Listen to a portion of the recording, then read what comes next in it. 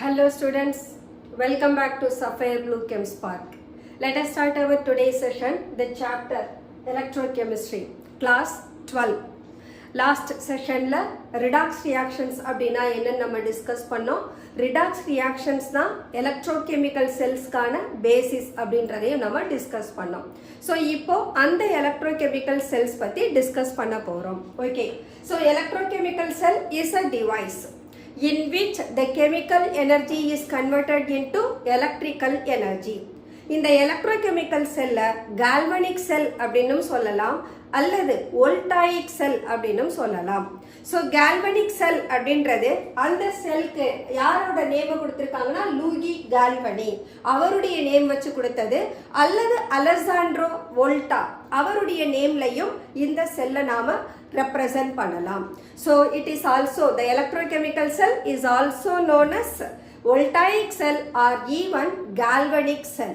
இங்க the redox reaction takes place in an indirect manner. Indirect manner அப்படின்னா direct redox reaction நடக்காது, indirectா redox reaction நடக்கும். So as the redox reactions are basis for electrochemical cell, how the chemical energy is converted into electrical energy. இந்த கொஸ்டினுக்கு நாம எப்படி answer பண்ணலாம்னா, so in the electrochemical cell the redox reaction takes place in the indirect manner. இன்டைரக்டா reaction நடக்கிற போது அதனுடைய ΔG value என்ன ஆகுதுன்னா டிக்ரீஸ் ஆகுது. So the change in R the difference in ΔG value தான் என்னவா கன்வெர்ட் ஆகுது, நமக்கு எலக்ட்ரிக்கல் எனர்ஜியா கன்வெர்ட் ஆகுது. So during the redox reaction in an electrochemical sell the decrease in ΔG is converted into it's electrical energy. அப்போ இந்த electrochemical செல்ஸோட thermodynamic ப்ராப்பர்ட்டியும் என்ன ஆகுது, நமக்கு அசோசியேட் ஆகுது. ஓகே, அப்ப ரிடாக்ஸ் ரியாக்ஷன் நடக்கிற போது அங்க என்ன ஆக்சுவலா டிரான்ஸ்ஃபர் ஆகணும், எலக்ட்ரான்ஸ் டிரான்ஸ்ஃபர் ஆகணும். எலக்ட்ரான் டிரான்ஸ்ஃபர் ஆகிறத நாம யார் கூட ரிலேட் பண்ண போறோம், number of electron transferred in the redox reaction is associated with the decrease in ΔG of the cell. அப்போ ΔG டிக்ரீஸ் ஆகுதுன்னு சொன்னா then the electrochemical cell it does some work அப்படின்னு சொல்லுவோம். அப்ப எலக்ட்ரோகெமிக்கல் செல்ல ஃபைண்ட் அவுட் பண்ற அந்த work தான் ஆக்சுவலா என்னன்னா எலக்ட்ரிக்கல் எனர்ஜி. அப்போ lowering of ΔG is set to be the electrical energy of the electrochemical cell. So இப்போ த இன்டைரக்ட் ரிடாக்ஸ் ரியாக்ஷன்ஸ் எப்படி கேரி அவுட் ஆகுது, இன்டைரக்ட் மேனர் அப்படின்ற போது அதை எப்படி நாம கன்சிடர் பண்ணணும்னா, the two reactions that take place in different vessels அல்லது different compartmentனு சொல்லலாம். அப்போ ஒரு கம்பார்ட்மெண்ட்ல ஆக்சிடேஷன் ரியாக்ஷன் நடக்கும், இன்னொரு கம்பார்ட்மெண்ட்ல ரிடக்ஷன் ரியாக்ஷன் நடக்கும். அப்ப இந்த ஆக்சிடேஷன் ரியாக்ஷன் நடக்கிற கம்பார்ட்மெண்ட்டையும் ரிடக்ஷன் ரியாக்ஷன் நடக்கிற கம்பார்ட்மெண்ட்டையும் நாம என்ன பண்ணணும், ஒரு சர்க்யூட் வழியா கம்ப்ளீட் பண்ணணும். இதை தான் நாம இன்டைரக்ட் மேனர்னு சொல்றோம். அப்போ ஒரு electrochemical cells it consist of two different compartment. ஒரு கம்பார்ட்மெண்ட்ல ஆக்சிடேஷன் நடக்குது, இன்னொரு கம்பார்ட்மெண்ட்ல ரிடக்ஷன் நடக்குது. ஓகே, இந்த ஆக்சிடேஷன் நடக்கிற கம்பார்ட்மெண்ட் யார் இருப்பாங்கன்னா ஒரு மெட்டல் ஸ்ட்ரிப்பும் அதோட சொல்யூஷனும் இருக்கும். அதே போல ரிடக்ஷன் கம்பார்ட்மெண்ட்லயும் அந்த மெட்டலோட ஸ்ட்ரிப்பும் அதனுடைய சொல்யூஷனும் இருக்கும். ஸோ எந்த மெட்டலை நாம ஸ்ட்ரிப்பா எடுத்துக்கிறோமோ, அதாவது எலக்ட்ரோடா எடுத்துக்கிறோமோ, அதோட சால்ட்டை தான் எலக்ட்ரோலைட்டாவும் எடுத்துக்கணும். தட் மீன்ஸ் த சொல்யூஷனாவும் எடுத்துக்கணும். அப்போ both the oxidation and reduction compartment contains the metal and it's solution. Okay, இந்த கம்பார்ட்மெண்ட்ஸ்ல இருக்கக்கூடிய எலக்ட்ரோட என்ன பண்ண போறோம், எக்ஸ்டர்னலா கனெக்ட் பண்ண போறோம். கனெக்ட் பண்றத த்ரூ த வோல்ட் மீட்டர் நாம கொடுக்கிறோம். வோல்ட் மீட்டர் எதுக்காக கொடுக்கிறோம்னா, to measure the potential difference of the two compartments. ரெண்டு கம்பார்ட்மெண்ட்ஸுக்கும் இடையில என்ன பொட்டன்ஷியல் டிஃபரன்ஸ் இருக்குன்றத வோல்ட் மீட்டர்ல இருந்து நாம என்ன பண்ணிக்கலாம், தெரிஞ்சுக்கலாம். சரி, ஸோ இப்போ எக்ஸ்டர்னலா நாம சர்க்யூட் பண்ணதுல டூ கம்பார்ட்மெண்ட்ஸ் we have, அதுல எங்க ஆக்சிடேஷன் நடக்கும், எதுல ரிடக்ஷன் நடக்கும், அதுல நாம ஃபைண்ட் அவுட் பண்ணணுமா. so let us take an example of zinc copper cell. so zinc ஐயும் காப்பர் சல்ஃபேட் இவங்க மிக்சரை நான் எடுத்துக்க போறேன். So zinc copper sulfate solution, it is nothing but என்ன சொல்லியிருக்கோம் நாம metal displacement reaction தான் சொல்லியிருக்கோம். அப்ப metal displacement reaction என்ன, most reactive metal that displaces the least reactive metal from the salt solution. இதுதான் நம்மளோட கான்செப்ட். அதனால we are considering zinc copper sulfate mixture. Okay, so இப்ப ஜிங்க் எடுத்துக்கிட்டு அப்ப மெட்டல் யாரு, ஜிங்க். அப்ப இந்த ஜிங்க் அதோட சால்ட் சொல்யூஷன்ல பிளேஸ் பண்ணணும். அடுத்து யார் எடுத்திருக்கிறேன், காப்பர் சல்ஃபேட் எடுத்திருக்கேன். இந்த காப்பர் சல்ஃபேட்டுக்கு எந்த மெட்டலை பிளேஸ் பண்ணணும், அதோட மெட்டல் காப்பரை பிளேஸ் பண்ணணும். அப்போ one of the compartment that consists of zinc and zinc sulfate, that is what here. So this metal is zinc, it is present in zinc sulfate. So I have taken the first compartment. Another compartment யாரு, copper sulphate solution. அப்ப இந்த copper sulphate சொல்யூஷன்ல எந்த மெட்டலை நான் place பண்ணனும், copper metal. அப்ப this is what the copper in copper sulfate. So I have taken the two compartment, both of them they connected externally with the conducting wire through the voltmeter. Okay, இப்போ oxidation எங்க நடக்கணும், reduction எங்க நடக்கணும். இந்த மெட்டலோட size பாத்தீங்கன்னா you may find the zinc rod it goes thinner. இங்க copper rod பாத்தீங்கன்னா that goes thicker. அப்படினா என்ன அர்த்தம், the zinc metal that gets dissolved in the electrolyte. அதாவது ஜிங்க் மெட்டல்ல இருக்கிற ஜிங்க் எலக்ட்ரானை லூஸ் பண்ணி என்னவா கன்வெர்ட் ஆகுது, எனக்கு Zn2+ கன்வெர்ட் ஆகுது. So I can write zinc that changes into Zn2++ 2 electron. அப்ப the most reactive metal is ready to lose the electron. அப்ப அது லூஸ் பண்ற எலக்ட்ரான் எல்லாமே மெட்டல் ஸ்ட்ரிப்ல வந்து என்ன ஆகும், சரவுண்ட் ஆகும். அப்ப இந்த zinc ion எங்க போகும், that zinc ion it goes into the solution. எந்த சொல்யூஷனுக்குள்ள, zinc சல்ஃபேட்டுக்குள்ள போகும். அப்ப இந்த zinc metal ஃபுல்லா யாரு சரவுண்ட் பண்ணி இருக்காங்க, ஜிங்கோட எலக்ட்ரான் இருக்கு. ஓகே, அதே இந்த காப்பர் சல்ஃபேட் கம்பார்ட்மெண்ட்ல பார்த்தோம்னா இந்த copper is less ready to lose the electron. அப்போ zinc ready to lose the electron, அதனால that becomes its most reactive metal. அதே இங்க வந்துட்டோம்னு சொன்னா காப்பர் இஸ் லெஸ் ரியாக்டிவ், அப்ப less ready to lose the electron. அப்ப அந்த டெண்டன்சியை தான் நம்ம டிஸ்கஸ் பண்ணணுமே தவிர all the metals are electropositive elements only. ஆனா அவங்களோட electropositivity என்ன ஆகும், டிஃபர் ஆகும். அதை எதை பேஸ் பண்ணி சொல்றோம், the tendency to lose the electron, the one that can ready to lose the electron, the other that is less ready to lose the electron. அப்ப யாரு less ready to lose the electronோ அவங்க என்னவா மாறிடுவாங்க, அங்க எலக்ட்ரானை loose பண்றதுக்கு பதிலா அந்த மெட்டலை சுத்தி காப்பரோட அயான்ஸ் பிரசன்ட் ஆகி இருக்கும். காப்பரோட அயான் எங்க இருந்து போகும், காப்பர் சல்ஃபேட் எப்படி பிரசன்ட் ஆகி இருக்கும், ஆக்சுவலா நமக்கு Cu2++ SO4 2- அப்படின்ற அயான்ஸ் present ஆகி இருக்கும். So these copper ion that surrounds the copper strip. ஓகேங்களா? Okay, now this metal it has too many number of electron, and this metal copper it has too many number of copper ions. என்ன பண்ணிருக்கோம், both the electrodes are connected externally. அப்போ இங்க ஒரு பக்கம் negative சார்ஜஸோட அளவு அதிகமா இருக்கு, அதர் சைடுல பாசிட்டிவ் சார்ஜஸோட அளவு அதிகமா இருக்கு. அப்ப எங்க நெகட்டிவ் சார்ஜ் எனக்கு அக்குமுலேட் ஆகுதோ அத நான் என்னன்னு சொல்றேன்னா I am saying anode and it is said to be negative terminal. அப்ப zinc rod is taken as negative terminal because it is surrounded with its electron. அப்போ இந்த பக்கம் காப்பரை சுத்தி யார் இருக்காங்க, காப்பர் 2+ ions இருக்கு.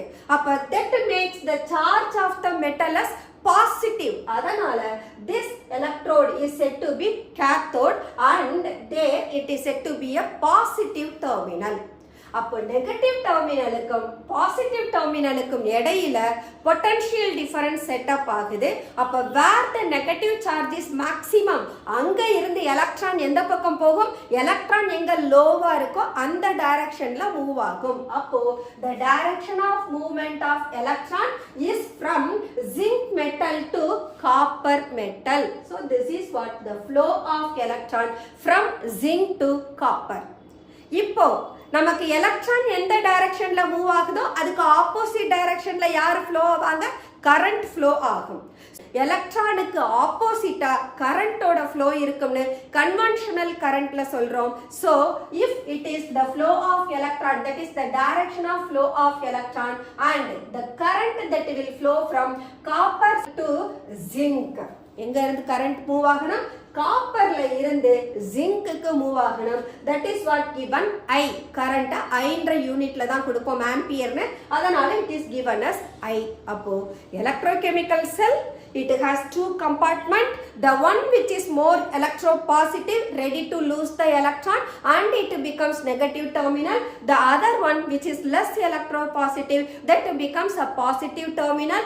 Because of the difference in that potential, the electron that flow from the more electropositive to less electropositive, and hence the current it flows, the conventional current that flows from less electropositive to more electropositive. This is what the construction of electrochemical cell. Okay, இப்போ இந்த metal ஃபுல்லா கம்ப்ளீட்டா எனக்கு metal அயானா மாறிடுச்சுன்னா then the flow of electron என்ன ஆயிடும், degrees ஆயிடும். அப்போ என்ன ஆகும், செல் it becomes dead.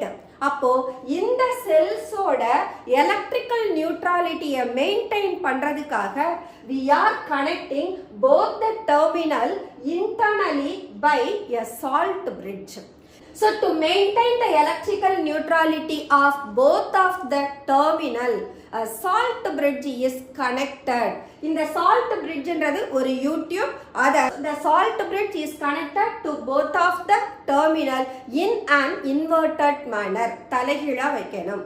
இந்த salt bridgeல யார் இருப்பாங்க அப்படின்னா electrolyte like potassium chloride or potassium nitrate or ammonium chloride. இந்த electrolyte அகர் அகர் அல்லது ஜெலாட்டின் அவங்களோட மிக்ஸ் பண்ணி ஒரு செமி சாலிட் பேஸ்டா இந்த சால்ட் பிரிட்ஜில் பேக் பண்ணி இருப்போம். அப்ப இந்த சால்ட் பிரிட்ஜ் எதுக்காக யூஸ் ஆகுது, I said to maintain the electrical neutrality. How electrical neutrality to be maintained? இங்க எலக்ட்ரான் லூஸ் ஆக இந்த சொல்யூஷன்ல ஜிங்க் அயானோட கான்சென்ட்ரேஷன் இன்க்ரீஸ் ஆகிட்டே போகும். இந்த பக்கம் வந்தீங்கன்னா காப்பர் 2+ காப்பரா மாற மாற மாற சல்ஃபேட்டோட கான்சென்ட்ரேஷன் இன்க்ரீஸ் ஆயிடும். அப்போ ஒரு பக்கம் ஃபுல்லா ஜிங்க் அயான் அதனுடைய கண்டென்ட்டோட அதிகமா இருக்கும், இந்த பக்கம் சல்ஃபேட் எக்ஸஸ் ஆயிரும். அப்ப அங்க என்ன ஆகும், ரெண்டு கம்பார்ட்மெண்ட்லயுமே the difference in charges வந்துரும். அப்ப எலக்ட்ரிக்கல் நியூட்ரலிட்டியை நம்மளால மெயின்டைன் பண்ண முடியாது. இந்த சால்ட் பிரிட்ஜ் ஆக்சுவலா இந்த எலக்ட்ரோலைட் கூட ரியாக்ட் பண்ணாது, ஜிங்க் சல்ஃபேட் கூடவும் ரியாக்ட் பண்ணாது, காப்பர் சல்ஃபேட்டோடையும் ரியாக்ட் பண்ணாது. At the same time zinc sulphate கம்பார்ட்மெண்ட்டும் காப்பர் சல்ஃபேட் கம்பார்ட்மெண்ட்டும் ஒன்னா மிக்ஸ் ஆகவும் செய்யாது. அப்போ the கம்பார்ட்மெண்ட்ல இருக்கக்கூடிய கண்டென்ட் அதுலயே தான் இருக்கும். இந்த சால்ட் பிரிட்ஜ் மட்டும் தான் என்ன பண்ணும், இந்த இரண்டு கம்பார்ட்மெண்டோட அயான்ஸோட கான்சென்ட்ரேஷனை மெயின்டைன் பண்ணும். That is what set to be electrical neutrality. அப்போ at the same time not only maintains the electrical neutrality, also it permits the flow of electrical current by completing the circuit. சர்க்யூட்டை complete பண்ண வச்சு அதுக்கப்புறம் தான் என்ன ஆகுமாங்க, electron flow பண்றதுக்கும் help பண்ணும். இதுதான் the role of salt bridge. Okay, இப்போ நாம எந்த கம்பார்ட்மெண்ட்ல ஆக்சிடேஷன் நடக்குது, எந்த கம்பார்ட்மெண்ட்ல ரிடக்ஷன் நடக்குதுன்னு பார்க்கணும். பிகாஸ் எலக்ட்ரோகெமிக்கல் செல்லோட பேசிஸே ரிடாக்ஸ் ரியாக்ஷன் தான். அப்ப எங்க லாஸ் ஆஃப் எலக்ட்ரான் நடந்திருக்கு, டு த ஆனோட் டெர்மினல். அப்ப ஆனோட் டெர்மினல்ல என்ன ரியாக்ஷன் நடக்குது, ஆக்சிடேஷன் ரியாக்ஷன் நடக்குது. Then cathode terminal என்ன நடக்குது, copper 2+ that receives electron, so Cu2++ 2 electron that changes into copper. அப்ப இங்க எனக்கு என்ன நடக்குது? reduction நடக்குது. அப்ப the two different processes, oxidation and reduction, takes place in two different compartments in indirect manner. அப்போ ஒரு ஆனோடுன்னு சொன்னா always oxidation, but the charge carried by the anode is negative. இந்த பக்கம் கேத்தோடுன்னு சொன்னா where reduction takes place and the charge carried by the compartment is positive. இதுதான் electrolytic செல்லுக்கும் electrochemical செல்லுக்கும் இருக்கிற major difference. Electrolytic செல்லில் ஆனோடுன்றது positive சார்ஜாக இருக்கும், கேத்தோடுன்றது நெகட்டிவ் சார்ஜாக இருக்கும். ஏன்னா ஆனையான் negative, அது ஆனோடுக்கு வரும். கேட்டையான் பாசிட்டிவ், அது கேத்தோடுக்கு வரும். சரிங்களா? ஆனா இங்க நமக்கு the charge that gets accumulated on the electrode, அதை பேஸ் பண்ணி தான் அது நெகட்டிவ் அண்ட் பாசிட்டிவ்னு சொல்றோம். பட் கம்பார்ட்மெண்ட்ல நடக்கிற ரியாக்ஷன்ஸ் எப்படி இருக்கும்? சேமா இருக்கும். only the sign of the electrode differ between the electrochemical cell and the electrolytic cell, but the chemical processes are same. Electrolytic செல்லிலையும் ஆனோடுல தான் ஆக்சிடேஷன் நடக்கும், கேத்தோடுல தான் ரிடக்ஷன் நடக்கும். எலக்ட்ரோகெமிக்கல் செல்லிலையும் ஆனோட்ல தான் ஆக்சிடேஷன் நடக்கும், கேத்தோட்ல தான் ரிடக்ஷன் நடக்கும். only they differ in the sign of the electrode. That's all. Okay. So இந்த இதுல நாம zinc undergoes oxidation and the liberated electron என்ன ஆகும்? இந்த wire வழியா push ஆகி copper 2+ க்கு போகும், where copper 2+ receives the electron and it changes into copper. Now we said anode and cathode. Anodeல என்ன நடக்குது? Zinc changes into zinc 2+ ion. அப்ப இந்த ஜிங்க் சல்ஃபேட்ல என்னுடைய அயான்ஸ் யாரும் இருக்காங்க? Zn2+ SO4 2- பிரசன்ட் ஆகி இருப்பாங்க. இந்த ஆனோட்ல இருந்து எலக்ட்ரான் கண்டினியூவஸா கேத்தோட் பார்த்து மூவ் ஆகுற போது என்ன ஆகும்? The number of Zn2+ ion in this compartment goes on increasing. அப்போ the concentration of zinc ion becomes greater than the sulfate ion. Similarly, இந்த கேத்தோட் கம்பார்ட்மெண்ட்ல எடுத்துட்டோம்னா இங்க என்ன நடக்குது? காப்பர் 2+ காப்பரா கன்வெர்ட் ஆயிட்டே இருக்கு. அப்ப யாரோட சார்ஜ் அதிகமாயிடும்? நெகட்டிவ் சார்ஜ், தட் சல்ஃபேட்டோட கான்சென்ட்ரேஷன் இன்க்ரீஸ் ஆயிடும் காப்பரோட. அப்ப here I can say SO4 2- that becomes greater than copper 2+.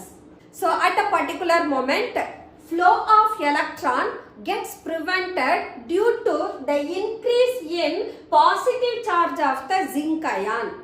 அதே போல இந்த பக்கம் பாத்தீங்கன்னா சல்ஃபேட் அயானோட கான்சென்ட்ரேஷன் இன்க்ரீஸ் ஆறதுனால இங்க என்ன ஆகும்? நெகட்டிவ் சார்ஜ் டாமினேட் பண்ணும். நெகட்டிவ் சார்ஜ் டாமினேட் பண்ணா இந்த கம்பார்ட்மெண்ட் உள்ள எலக்ட்ரான் என்டர் ஆகுறத சல்ஃபேட் அயான் அலோவ் பண்ணாது. அதே போல இங்க ஜிங்க் அயானோட கான்சென்ட்ரேஷன் பாசிட்டிவ் சார்ஜ், அதோட கான்சென்ட்ரேஷன் இன்க்ரீஸ் ஆகுற போது இது என்ன பண்ணாது? எலக்ட்ரானை சர்க்யூட்ல அனுப்புறதுக்கு அலோவ் பண்ணாது. அப்ப அந்த particular மொமெண்ட்ல there would be no net flow of electron as well as the current. அப்போ இந்த கம்பார்ட்மெண்டோட இருக்கக்கூடிய அயான்ஸோட concentration because of the continuous flow of electron gets increased. அந்த ஆப்போசிட் சார்ஜ்டு அயான்ஸோட கான்சென்ட்ரேஷன் இன்க்ரீஸ் ஆகுது. அதனால நெட் ஃப்ளோ ஆஃப் கரண்ட்டை அது ஸ்டாப் பண்ணுது. அண்டர்ஸ்டுடா? ஸோ இங்க என்ன சொல்றோம் நாம? எலக்ட்ரான் வெளியில போய்கிட்டே இருக்கிறதுனால பாசிட்டிவ் அயானோட சார்ஜ் இன்க்ரீஸ் ஆயிருது. அப்ப இந்த கம்பார்ட்மெண்ட்ல எலக்ட்ரானை இது அலோவ் பண்ணாது. ஏன்னா number of positive charge becomes more than electron. அப்போ இங்க எலக்ட்ரிக்கல் நியூட்ரலிட்டியை மெயின்டைன் பண்றதுக்காக zinc ion does not allow the electron to go out. இந்த பக்கம் பாத்தீங்கன்னா சல்ஃபேட் அயானோட கான்சென்ட்ரேஷன் இன்க்ரீஸ் ஆகுது, அதாவது நெகட்டிவ் சார்ஜ் இன்க்ரீஸ் ஆகுது. உள்ள என்டர் ஆகிற எலக்ட்ரானும் நெகட்டிவ் சார்ஜ். அப்போ சல்ஃபேட் என்ன பண்ணாது? Because of similar charges and more in concentration எலக்ட்ரானை பெர்மிட் பண்ணாது. இததான் there is no net flow of electron because of the difference in concentration ions of the both compartment அப்படின்னு சொல்றோம். இந்த இடத்துல தான் யாரோட ரோல் வரும்னா சால்ட் பிரிட்ஜ் தன்னோட ஃபங்க்ஷனை செய்யும். இந்த சால்ட் பிரிட்ஜில் யார் இருக்காங்க? நமக்கு இனர்ட் எலக்ட்ரோலைட் இருக்காங்க. இந்த இனர்ட் எலக்ட்ரோலைட் என்ன பண்ணும்னா இந்த கம்பார்ட்மெண்டோட எலக்ட்ரிக்கல் நியூட்ராலிட்டியை மெயின்டைன் பண்றதுக்காக இந்த கம்பார்ட்மெண்ட்ல சால்ட் பிரிட்ஜில் இருக்கக்கூடிய கேட்டையானும் ஆனையானும் it enters into both of the compartment. இப்ப சல்ஃபேட் இங்க present ஆகி இருக்கு. அப்ப இந்த சல்ஃபேட்ன்றது நெகட்டிவ் சார்ஜ். இந்த நெகட்டிவ் சார்ஜை பேலன்ஸ் பண்றதுக்கு யார் உள்ள என்டர் ஆகணும்? cation enter ஆகணும். Suppose if I take potassium chloride in this compartment, அந்த salt bridgeல நான் potassium chloride நான் எடுத்திருந்தேனா, then from the salt bridge the K plus ion enters into the solution. அப்ப இது K plus இது SO4 2 minus. அப்ப இவங்க என்ன செய்ய ஆரம்பிப்பாங்க? எலக்ட்ரிக்கல் நியூட்ராலிட்டியை மெயின்டைன் பண்ணும். Then potassium chloride ல potassium பாசிட்டிவ் டெர்மினலுக்கு போனதுனா chloride that enters into negative terminal. அப்ப இங்க Cl minus ஓட யாரு கம்பைன் ஆயிடுவாங்க? Zinc 2 plus கம்பைன் ஆயிடும். அப்போ in both of the compartment the salt bridge it maintains the electron neutrality by entering the cations to cathode and anions to anode. Now as the electron neutrality is once again set up, flow of electron continuous ஆயிருக்கும் and the current will also flow. இதுதான் the role of salt bridge what we have taken here. Next thing என்ன மெயினா அப்படின்னா இந்த salt bridge தன்னோட inert எலக்ட்ரோலைட்டை மட்டும்தான் உள்ள கம்பார்ட்மெண்ட்டுக்குள்ள permit பண்ணும். அட் த சேம் டைம் இந்த கம்பார்ட்மெண்ட்ல இருக்கக்கூடிய அயான்ஸ் இந்த சால்ட் பிரிட்ஜுக்குள்ள என்டர் ஆகாது. Sometimes in the YouTubeக்கு பதிலா we can even take the porous partition. Porous partition னா அதுல minute pores இருக்கும். And the pores only that can permit the inert electrolyte but not electrolyte from the compartment. அத அந்த porous partition allow பண்ணாது. இதுதான் how the salt bridge it maintains the flow of current constantly across the circuit. So this is what the role of salt bridge. So salt bridge oda function to maintain the electrical neutrality னு நாம சொல்லியிருந்தோம். அந்த electrical neutrality how it maintains அப்படின்றதுக்கான explanation கொடுத்துட்டோம். Now we are going to consider the direction of flow of current in this electrochemical cell by applying an external source. So in this cell we discussed about the two half reaction. One is oxidation of reaction, the other one is reduction of reaction. Oxidation of reaction where loss of electron takes place, reduction of reaction where gain of electron takes place. Appa zinc that undergoes oxidation, copper 2 plus that receives electron and it undergoes reduction. Appo we can find out what is the overall reaction of both the compartment. So ivanga rendu peரையும் நாம add பண்ணோம்னா we can cancel electron because the transfer of electrons are same.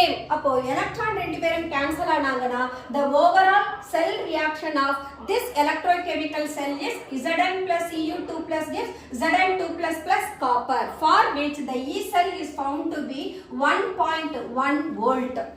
இந்த electrochemical cell produce பண்ற maximum potential difference எவ்வளவுனா 1.1 volt. அப்போ இங்க நடக்கிற chemical reactionனால we can able to get only 1.1 volt. இப்போ இந்த electrochemical cell கூட ஒரு external circuit கனெக்ட் பண்ணுவோம். external circuitல we can alter the potential difference. அப்ப external circuit கனெக்ட் பண்ற போது we have to connect with the rheostat. இதை யூஸ் பண்ணி என்ன பண்ணிக்கலாம்?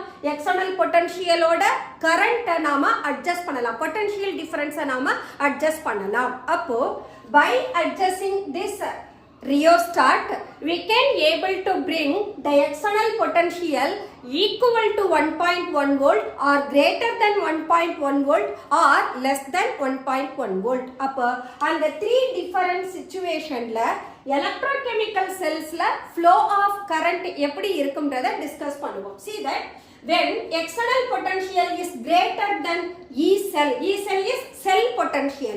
External potential is that is given by the battery that is connected with the cell. அப்போ external potential ஓட value 1.1 volt விட அதிகமா இருந்ததுனா then the direction of flow of electron gets reversed. அப்ப electron எங்க இருந்து மூவ் ஆகும்? கேத்தோட்ல இருந்து ஆனோடுக்கு வரும். அப்ப கரண்ட் ஆனோட்ல இருந்து கேத்தோடுக்கு போகும். அப்போ the direction of flow of electron as well as the current is altered. எப்போ external potential cell potential விட அதிகமா இருந்தா. Suppose external potential cell potential விட smaller இருந்தா then there is the flow of electron from anode to cathode and the direction of flow of current is cathode to anode. அப்போ இதுதான் நம்மளோட cell reaction. Or else when external potential is equal to cell potential அப்படினா here there is no net flow of electron or even current. அப்ப அங்க என்ன நடக்காது? chemical reaction stop ஆயிடும். அப்ப depends on the external potential we can change the direction of flow of current. At the same time when external potential becomes equal to the cell potential அப்போ chemical reaction நம்மளால stop பண்ண முடியும். அங்க net flow of current இருக்காது, electronum இருக்காது. This is what the three different situations under which we can change the direction or flow of electron and the current. How to represent a cell? Cell represent பண்றதுக்கு we have to find out யார் anode யார் cathode அப்படின்றது இருக்கணும். So ஒரு செல்லை represent பண்ணணும்னா first thing we have to find the anode compartment. anode compartment யாரோட நாம லிங்க் பண்றோம்? cathode compartment எக்ஸ்டர்னலா கனெக்ட் பண்றோம். இந்த anode compartmentக்கும் cathode compartmentக்கும் in betweenல யார் இருக்காங்க? லிங்கா salt bridge இருக்கு. அப்ப anode compartment is connected with cathode compartment through the salt bridge. Okay. இப்போ இந்த anode compartmentல நான் யாரை எடுத்திருக்கிறேன்? zinc sulfate solutionல எடுத்திருக்கிறேன். So I can take the anode zinc that is present in zinc sulfate. Okay. அடுத்தது யாரு எனக்கு? salt bridge. cathode யாரு? copper sulfateல இருக்கு. But reactionல நாம என்ன பார்த்தோம்? zinc that changes into zinc 2+ and copper 2+ that changes into copper அப்படினு பார்த்தோமா? அப்ப இங்க நீங்க zinc anode எடுக்கிற போது you are meaning the reaction is oxidation reaction. At the same time நாம cathode எடுத்தோம்னா அங்க என்ன மீன் பண்றோம்? reduction மீன் பண்றோம். அப்ப cathode எடுக்கிற போது we have to change the writing, the way of representing the compartment as copper sulfate with copper னு எடுக்கணும். ஏன்னா இங்க நமக்கு என்ன ரியாக்ஷன் நடக்குது? ரிடக்ஷன் ரியாக்ஷன் நடக்குது. அப்ப copper 2+ காப்பரா மாறுது. அப்ப I can write copper sulfate in copper அப்படினு எழுதலாம். That is copper in copper sulfate அல்லது we can say copper sulfate that contains copper strip அப்படினு சொல்லலாம். ஓகே. இப்போ இத நான் எப்படி ரெப்ரசன்ட் பண்ணனும்? சிம்பாலிக்கா எப்படி ரெப்ரசன்ட் பண்ணனும்னா I can take zinc that is in zinc sulfate. Then copper sulfate it has copper strip. And between this I have a salt bridge. The salt bridge is given by the double vertical line. So this is what salt bridge. At the same time the metal and the electrolyte are separated by a single vertical line. இதுக்கு என்ன பேருனா interface அப்படினு பேரு. இன்டர்ஃபேஸ்னா இவங்க ரெண்டு பேருக்கும் இடையில இருக்கக்கூடிய ஒரு லேயர், அவ்வளவுதான். அத தான் நாம இன்டர்ஃபேஸ்னு சொல்றோம். இது வழியா தான் இவங்க இதுக்குள்ள என்டர் ஆகுறாங்க. அத தான் நாம இன்டர்ஃபேஸ்னு சொல்றோம். அப்போ here we have given in a molecular form, but reaction எப்படி நடந்திருக்கு? zinc that changes into zinc 2+ that is what oxidation. அப்ப இத நான் எப்படி எழுதலாம்? zinc that changes to zinc 2+ with salt bridge, a double vertical line, and copper 2+ is changed into what? Copper. அப்ப இது என்னது? எனக்கு reduction. அப்ப இந்த பார்ட் நான் எப்படி எழுதுவேன்? Cu2+ that changes to copper. அப்ப இதுதான் எனக்கு representation of cell. இதுல இதோட எலக்ட்ரான் பொட்டன்ஷியல் எவ்வளவுன்னு நான் கால்குலேட் பண்ணியிருக்கேன் 1.1 volt. So E cell equal to 1.1 volt. This is what the representation of the cell. When we write the cell representation, that it must have its electrode potential also. அதோட electrode potential சேர்த்து தான் எழுதணும். அதுதான் the complete cell representation of electrochemical cell அல்லது Daniel செல் அல்லது galvanic sell or even it is voltaic cell. இதே போல any combination of the two different metal, first anode அடுத்து cathode. anode தான் அதோட leftல இருக்கணும், cathode எப்பவுமே rightல இருக்கணும். அப்போ this is to be left side and this is to be right side. இது construction of the cell. In the construction of cell, according to IUPAC recommendations only, we are constructing the electrochemical cell. IUPAC recommendation படி anode எப்பவுமே left sideல எடுத்துக்கணும், cathode எப்பவுமே right sideல தான் எடுத்துக்கணும். அதனால தான் we are writing the cell representation where anode to the left side and cathode to the right side. This is what cell representation.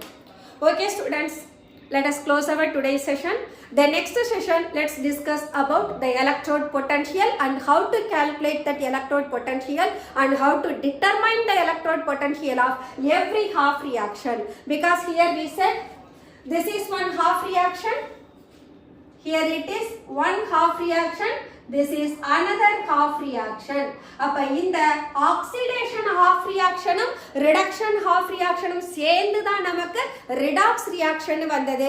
So இந்த redox reaction ஓட cell potential எப்படி determine பண்ணணும் and how the every half electrodes அவங்களோட cell potential determine பண்றது எப்படின்னு next classல discuss பண்ணுவோம். Okay students, let us close our today's session and we will continue the same chapter in our following sessions. Until then, bye bye.